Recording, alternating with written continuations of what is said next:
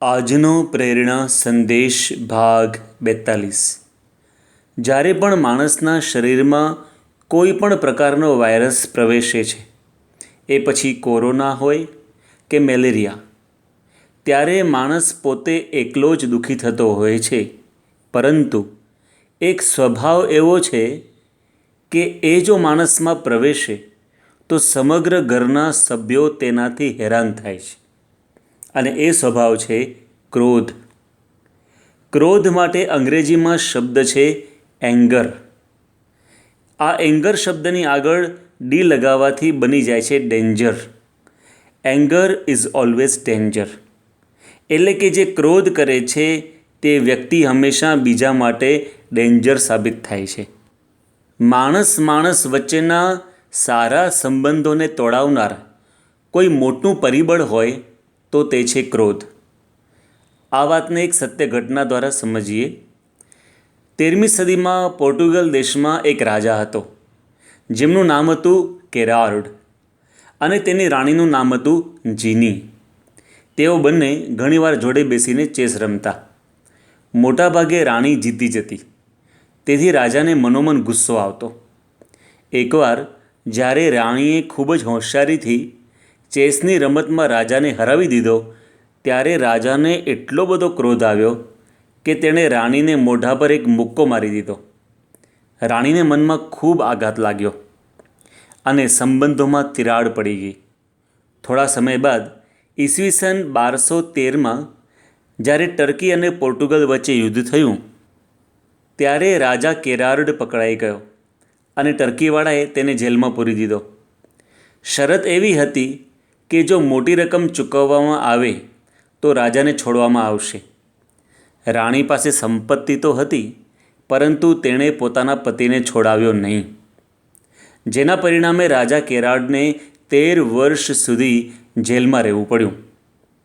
એકવાર ક્રોધમાં આવીને મુક્કો માર્યો, તેનું આ પરિણામ આવ્યું। તેથી જ મહાભારતમાં લખ્યું છે કે ક્રોધઃ મૂલો હિ વિગ્રહઃ, અર્થાત ક્રોધ જ ઝઘડાનું કારણ છે। પરંતુ આપણને ક્રોધ આવે છે તેના કારણો કયા છે તે જાણીએ, જેથી તેનો ઉપાય કરવાનો ખ્યાલ આવે। પહેલું કારણ છે માન। માણસના મનમાં અહંકાર છે, તેથી તેને એમ જ રહ્યા કરતું હોય છે કે ઘરમાં મારું જ ધાર્યું થવું જોઈએ, હું કહું એમ જ બધા કરવા જોઈએ, અને જો મન ધાર્યું ના થાય તો માણસને ક્રોધ આવે છે।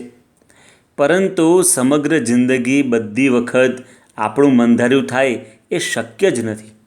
દશરથ રાજાએ કૈકેયીને કેટલી મનાવી તો એ દશરથ રાજાનું મન ધાર્યું થયું? કૃષ્ણે દુર્યોધનને કેટલો સમજાવ્યો તો એ માન્યો? એમ ઘણીવાર આપણા ઘરના સભ્યો, એ મા બાપ હોય કે સંતાનો હોય કે પતિ કે પત્ની હોય, દર વખતે તેઓ આપણું ધાર્યું કરે જ એવું થવાનું જ નથી। માટે શાંત મનથી વિચારીને પછી પ્રતિક્રિયા આપવી। બીજું કારણ શ્રીમદ ભગવદ્ ગીતા આપે છે કામના, એટલે કે ઈચ્છાઓ। જ્યારે માણસની ઈચ્છાઓ પૂરી ના થાય ત્યારે પણ ક્રોધ આવે છે। દાખલા તરીકે જાત જાતનું સ્વાદિષ્ટ ખાવાની ઈચ્છા હોય અને ઘરમાં ક્યારેક બરાબર ન બને તો પણ માણસ ક્રોધ કરતો હોય છે। અથવા બાળકોને કોઈ વસ્તુની ઈચ્છા હોય અને મા બાપ ના આપે ત્યારે બાળકો પણ ક્રોધ કરતા હોય છે। ત્રીજું કારણ છે સમજ શક્તિનો અભાવ। આપણે અંદરો અંદર એકબીજાની લાગણીને સમજી શકતા નથી, તેથી પણ ગુસ્સે થઈ જવાય છે। ચોથું કારણ છે સહનશક્તિનો અભાવ। અત્યારના યુગમાં તો લોકોમાંથી સહનશક્તિ બહુ જ ઓછી થઈ ગઈ છે। 2 શબ્દો કોઈ કહે તો પણ સહન થતું નથી, પરંતુ સીતાજીએ કેટલું સહન કર્યું, કુંતાજીએ કેટલું સહન કર્યું, હરિશ્ચંદ્ર રાજા કે અંબરીશ રાજાએ કેટલું સહન કર્યું। માટે થોડી સહનશક્તિ વધારવી। સહન કરવાથી એના પરિણામ સારા જ આવતા હોય છે। તો આવા અનેક અલગ અલગ કારણો છે, પરંતુ મુખ્યત્વે અહંકાર, ઈચ્છાઓની પૂર્તિ ન થવી, સમજ શક્તિ અને સહનશક્તિના અભાવે માણસને ક્રોધ આવતો હોય છે, અને માણસ દુઃખી થાય છે। કારણ કે ભગવદ્ ગીતા કહે છે કે ક્રોધ એ નરકનું દ્વાર છે। તો આ ક્રોધને ટાળવો કેવી રીતે? તો પ્રથમ તો તેનાથી જે નુકસાન થાય છે તેનો વિચાર કરવો। ક્રોધ કરવાથી પહેલું નુકસાન થાય છે શારીરિક નુકસાન।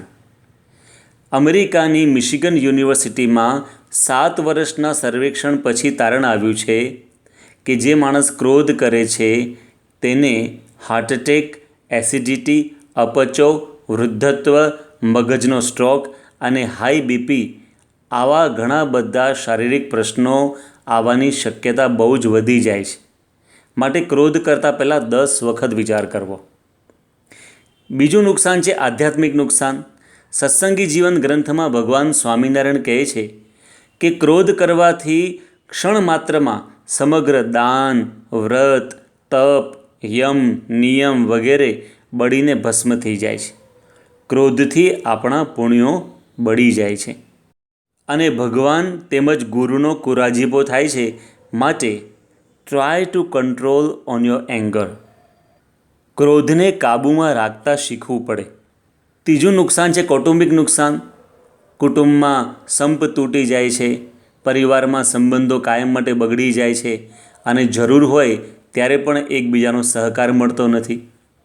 તો હંમેશા આપણને જે નુકસાન થાય છે તેનો વિચાર કરવો. હવે બીજો ઉપાય છે કે જ્યારે પણ ક્રોધ આવે ત્યારે મોઢું બંધ રાખવું અને મગજ ખુલ્લું રાખવું. એટલે કે વિચારવું કે હું ગુસ્સે થઈશ તો તેનું પરિણામ શું આવશે, મને પશ્ચાતાપ કરવાનો વારો તો નહીં આવે ને. આપણે ઊંધું થાય છે, મગજ બંધ થઈ જાય છે, મોઢું ખુલી જાય છે. પણ મોઢું બંધ રાખવું, કાંઈ બોલવું નહીં અને શાંત મગજે વિચાર કરવો. ત્રીજો ઉપાય છે અંતરદૃષ્ટિ કરવી કે એક સજ્જન માણસ તરીકે મને ગુસ્સો શોભે? હું ગુસ્સે થઈને અપશબ્દ બોલીશ કે હાથ ઉપાડીશ, શું એમાં મારી ખાનદાની છે? તો આવી અંતરદૃષ્ટિ કરવી. ચોથો ઉપાય છે સત્સંગ કરવો. સારા સજ્જનોને સંતોના સંગે પણ ક્રોધ ટળે છે. જેમ ભારતના એક સમયના પ્રધાનમંત્રી ગુલઝારીલાલ નંદાજીને શાસ્ત્રીજી મહારાજનો સત્સંગ થયો અને તેઓનો અત્યંત ક્રોધી સ્વભાવ હતો, એ પણ ટળી ગયો. તો સાચા સંતોના સંગે પણ ક્રોધ ટળતો હોય છે. પાંચમો ઉપાય છે કે ગુસ્સો થઈ જાય તો માફી અવશ્ય માંગવી. જેની પર આપણે ગુસ્સે થયા હોઈએ તેની ક્ષમા યાચના કરી લેવી. અને છઠ્ઠો ઉપાય કે પ્રાયશ્ચિત અવશ્ય કરવું. એટલે કે ગુસ્સો થઈ જાય તો ભગવાનને પ્રાર્થના કરવી, વિશેષ માળા કરવી અને ફરીવાર ગુસ્સો ન કરવાનો સંકલ્પ કરવો. તો ક્રોધને કાબૂમાં રાખવો એ આપણા હાથમાં જ છે. માટે આપણે સૌ આપણા ક્રોધરૂપી સ્વભાવનો ત્યાગ કરી ઘરમાં આનંદનું વાતાવરણ સર્જી શકીએ એ જ સંદેશ સાથે તેમજ આપના અને આપના પરિવારજનોના સ્વાસ્થ્ય સારા રહે એ જ પ્રાર્થના સહ જય સ્વામિનારાયણ.